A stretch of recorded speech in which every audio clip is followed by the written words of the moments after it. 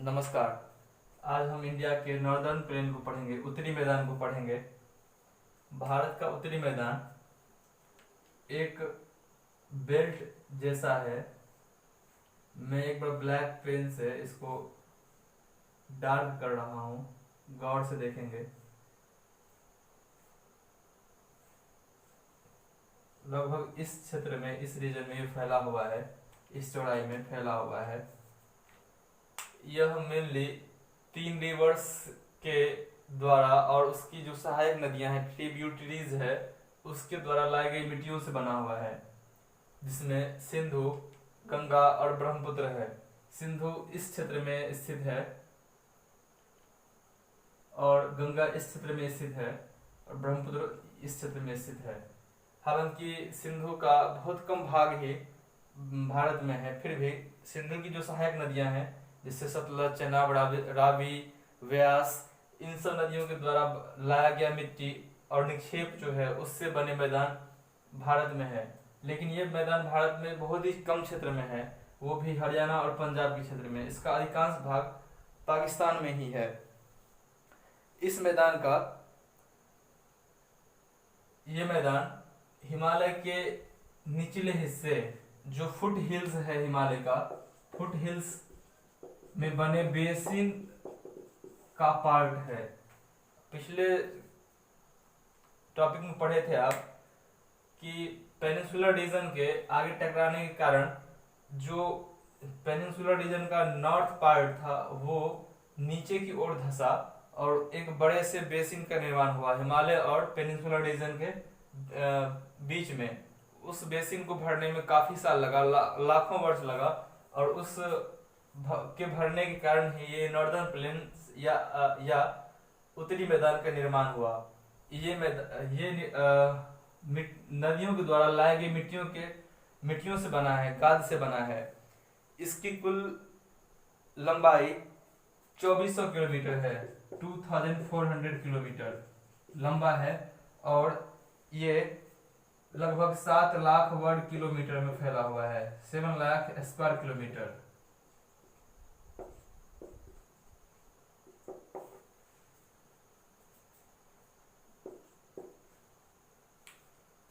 इसकी चौड़ाई 200 से 240 से 320 किलोमीटर तक है। 240 to 320 किलोमीटर। एक बार फिर से सुन लें। भारत के उत्तरी मैदान 2400 किलोमीटर लंबा है। इसका क्षेत्रफल लगभग 7 लाख स्क्वायर किलोमीटर है और चौड़ाई 240 से 320 किलोमीटर तक इसकी चौड़ाई है, विड्थ है। इस एरिया में डेंसिटी, पॉपुलेशन डेंसिटी काफी हाई है, वेरी पॉपुलेटेड एरिया ये है। और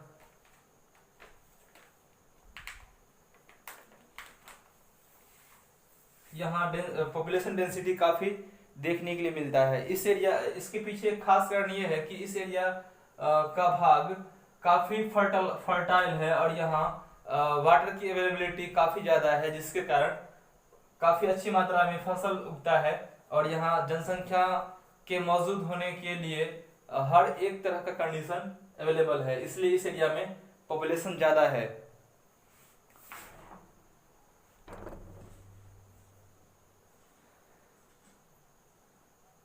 इस क्षेत्र में बहने वाली नदियां हमेशा ही निक्षेप कार्य करती है, मीन्स डिपोजिशन का काम होता रहता है लगातार। नदियां, रिवर्स, जितने भी रिवर्स हैं, वो इस क्षेत्र में आकर के मिट्टियों को छोड़ता है, क्योंकि जो पहाड़ी क्षेत्र है उस क्षेत्र में भूमि का ढाल काफी ज्यादा है और नीचे आते आते, इस क्षेत्र में आते आते ढाल काफी कम हो जाता है। ढाल कम होने के कारण नदियों का जो मोशन है, पानी का वाटर वेलोसिटी, वो काफी कम हो जाता है और उसमें जितने भी बालू के कण होते हैं, मिट्टी के कण होते हैं, वो धीरे धीरे बैठना शुरू करता है और वो एक टीला जैसा बनता है और फिर नदियां कई सारी धाराओं में बढ़ जाती हैं। मान लेते हैं कि ये मेन रिवर है और प्लेन्स एरिया में आकर के जब इसका ढाल बहुत कम होता है तो ये कई क्षेत्रों में कई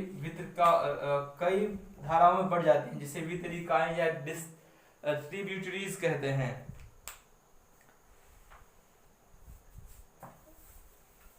ब्रह्मपुत्र नदी में एक डेल्टा है, नदी डेल्टा, जो विश्व का सबसे बड़ा नदी डेल्टा है, जिसका नाम माजुली है। माजुली विश्व का सबसे बड़ा नदी डेल्टा है जो ब्रह्मपुत्र नदी में स्थित है। यह असम में है और यहाँ पे जनसंख्या निवास करती है। माजुली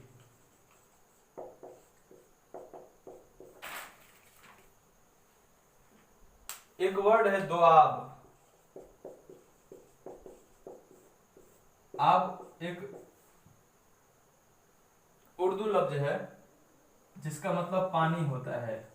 दो मतलब टू, दो पानी के क्षेत्र को दोआब कहते हैं। ऐसे ही 5 पानियों के बीच का जगह जो है वो पंजाब कहलाया। उत्तरी भाग में जो सिंधु की सहायक नदियां हैं उस क्षेत्र में काफी मात्रा में दोआब हैं, क्योंकि यहाँ पे 2 नदियों के बीच काफी क्षेत्र देखने के लिए मिलता है।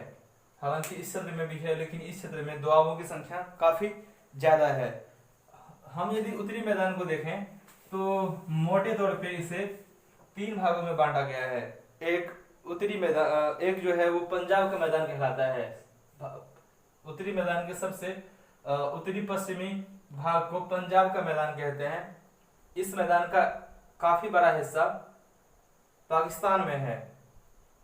जो बाकी बच गया भाग है वह ये भाग सिंधु की सहायक नदी सतलुज, रावी, व्यास, चेनाब और झेलम के द्वारा लाए गए निक्षेपों से बना है। इस क्षेत्र में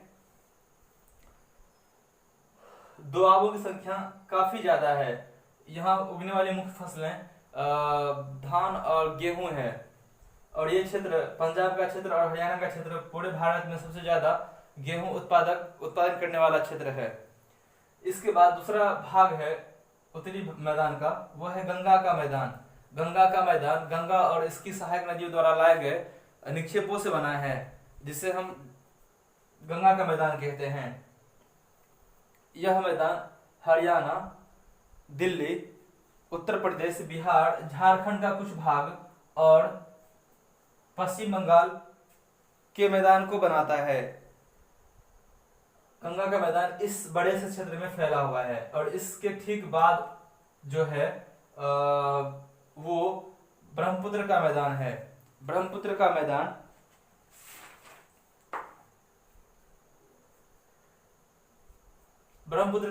असम में धुबरी से लेकर के सदिया तक फैला हुआ है। असम में धुबरी से लेकर के सदिया तक फैला हुआ है। और ये मैदान, इस मैदान को असम की घाटी के नाम से भी जाना जाता है। असम के घाटी के नाम से। गंगा का मैदान घग्गर और तीस्ता नदियों के बीच स्थित है। घग्गर और तीस्ता नदियों के बीच स्थित है। और इसके बाद ब्रह्मपुत्र का मैदान है। गंगा के मैदान के बाद ब्रह्मपुत्र का मैदान है। उत्तरी मैदानों को 3 भाग में बांटा गया है, वो भी 3 प्रमुख नदी प्रणालियों के आधार पर। लेकिन अब हम जानेंगे कि इसके जो आकृतिक भिन्नताएं हैं उसके आधार पर कितने भागों में बांटते हैं, इसके बारे में जानेंगे।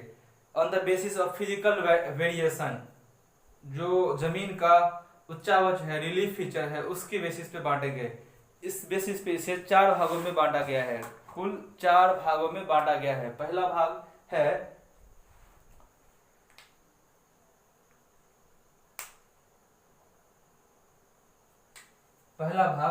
भाबड़ है, दूसरा तराई, तीसरा भांगड़ और चौथा खादड़ है। शिवालिक श्रेणी के बाहर, शिवालिक रेंज के बाहर जो ढाल है, स्लोप है, उस स्लोप पर नदियों द्वारा लाई गई जो कंकरीली बलुई पत्थर है, कंकरीली बलुई मिट्टी है, उसके डिपोजिशन को भाबर कहा जाता है। शिवालिक के बाहरी ढाल पर स्थित नदियों द्वारा लाए गए डिपोजिशन को जो कंकरीली बलुई मिट्टी के रूप में है उसे भाबर कहा जाता है। इसके बाद भाबर की पट्टी लगभग 8 to 16 किलोमीटर है। भाबर की पट्टी जो बेल्ट है भाबर का, वह 8 से 16 किलोमीटर चौड़ा है। भाबर पट्टी के दक्षिण में, भाबर पट्टी के दक्षिण साउथ में लगभग 15 to 30 kilometre, 15 to 30 kilometre, 15 to 30 kilometre width का एक बड़ा सा क्षेत्र है, फैला क्षेत्र है, जिसे हम तराई कहते हैं। भाबर के दक्षिण में, साउथ में 15 to 30 किलोमीटर विड्थ के एरिया में फैला क्षेत्र तराई कहलाता है। तराई का अधिकांश भाग दलदली है। इस क्षेत्र में ही दुधवा नेशनल पार्क है। दुधवा नेशनल पार्क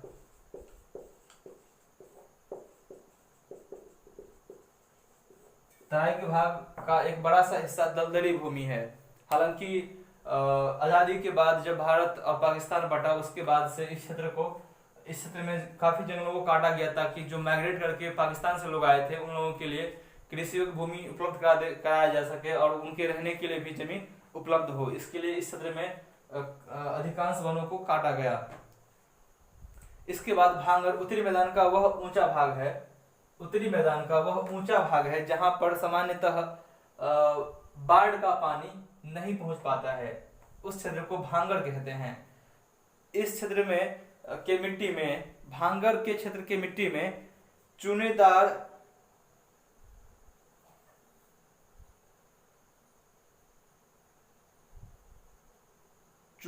निक्षेप पाया जाता है। निक्षेप मीन्स डिपोजिशन, जो जमा हुआ है, और जिसे स्थानीय भाषा में कंकड़ कहते हैं। कंकड़ या पेबल्स। ये पुरानी जलोढ़ से बना भाग है। भांगर का निर्माण पुराने जलोढ़ से हुआ है। ये पुरानी जलोढ़ मिट्टी से बना भाग है और इसमें इसकी मिट्टी में अधिकांशतः चूनेदार निक्षेप है, जिसे स्थानीय भाषा में कंकड़ या पेबल्स कहा जाता है। बाढ़ वाले और जो सबसे हाल में बने क्षेत्र हैं, बाढ़ वाले मैदान के नए और युवा भाग को खादर कहा जाता है। जिस क्षेत्र में बाढ़ आती है और उस क्षेत्र के जो की मिट्टियां, वो मैदान जो बाढ़ के पानी के द्वारा लाया गया मिट्टी से बना है, और जो नया है उसे, उस मिट्टी को, उस भाग को खादर कहा जाता है। खादर कहा जाता है। ये प्रत्येक साल नई मिट्टी के जमाव के कारण यह भाग काफी उपजाऊ है। प्रत्येक साल जब बाढ़ आती है तो बाढ़ के साथ साथ नई मिट्टियां भी आती हैं और उस मैदान में नई मिट्टी बिछ जाती है, जिसके कारण उस खेत की उर्वरक क्षमता काफी बढ़ जाती है और उपज ज्यादा होता है। इस भाग में गहन कृषि भी किया जाता है। गहन कृषि को हम लोग इंटेंसिव फार्मिंग भी कहते हैं इंग्लिश में। इस भाग में देश का लगभग 45% आबादी जो है वो निवास करती है। ये आज हम पढ़े भारत के उत्तरी मैदान के बारे में। हमने ये भी पढ़ा, मुख्यतः दो बातों को पढ़ा कि हिमालय और प्रायद्वीपीय पठार के बीच में स्थित जो द्रोणी या बेसिन था, उसमें ही निक्षेपों के जमाव के कारण उत्तरी मैदान का निर्माण हुआ। उत्तरी मैदान 3 प्रमुख नदी प्रणालियों से बना है। सिंधु नदी प्रणाली, गंगा नदी प्रणाली और ब्रह्मपुत्र नदी प्रणाली से बना हुआ है। हम तीनों नदी प्रणाली के आधार पर मैदान को बांटे और इसके अलावा आकृति के आधार पर भी, भू आकृति जो फिजिकल वेरिएशन था उसके बेसिस पे भी इसे बांटे और उसे 4 भागों में बांटा गया। वो 4 भाग क्या था? भाबर, पहला भाबर, दूसरा तराई, तीसरा भांगर और चौथा खादर। यहां तक में किसी को कोई दिक्कत हो, कंफ्यूजन हो, डाउट हो तो जरूर पूछें। और मैप को एक बार जरूर देखें, आपके पास जो भी मैप हो। जब आप भूगोल को पढ़ते हैं, ज्योग्राफी को पढ़ते हैं, तो मैप काफी मायने रखता है। मैं तो मानता हूं कि ज्योग्राफी का जो आत्मा है, सॉल है, वो मैप ही है। तो मैप यदि अवेलेबल हो आपके आसपास जहां पे भी, उसे आप देखिए, गौर से देखिए और बारीकी से उसमें अध्ययन करिए कि कहाँ कौन सा नदी है। यहाँ पे दिख तो नहीं पाएगा बहुत ही आसानी से, क्योंकि बहुत पतली पतली लाइन में से दिखाया गया है। तो एक बार गौर से देखें उस मैप को और देखें कि कौन कौन सी नदी कहाँ कहाँ स्थित है। मोटे तौर पे सिंधु इस क्षेत्र में बहती है, गंगा का जो बहाव क्षेत्र ये है और ब्रह्मपुत्र का बहाव क्षेत्र ये है। धन्यवाद।